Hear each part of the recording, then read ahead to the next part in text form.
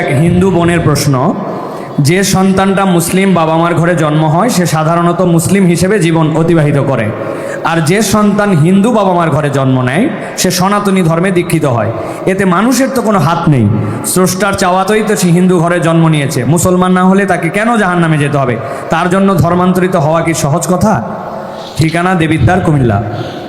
ধন্যবাদ। যেই হিন্দু বোন প্রশ্ন করেছেন সেই বোনকে আমি বিনয়ের সাথে বলতে চাই, আল্লাহ রাব্বুল আলামিন আমাদের প্রত্যেককে বিবেক দিয়েছেন। যাকে আল্লাহ বিবেক দেন নাই, যিনি মানসিকভাবে সুস্থ নন, সেই লোকটা এই জবাবদিহিতার আওতায় নাই।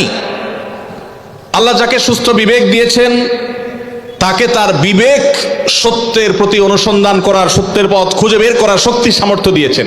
আল্লাহ যে তাকে বিবেক বুদ্ধি দিয়েছেন সেই বিবেক বুদ্ধি খরচ করা তার কর্তব্য।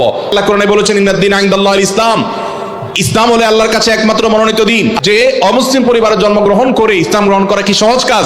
না, সহজ কাজ না, কঠিন কাজ। আর এই কঠিন কাজের জন্যই তো তার বিনিময় এত বেশি যে সে যত পাপ করেছে আল্লাহ তাআলা এই কঠিন কাজটা করার কারণে তার সব মাফ করে দিবে। মুসলমানকে তো এরকম আল্লাহ তাআলা তার পুরো প্রোফাইল ডিলিট করে দেওয়ার মতো কথা বলেন নেই। এটা নতুন ইসলামে যারা আসবেন তাদের জন্য রয়েছে।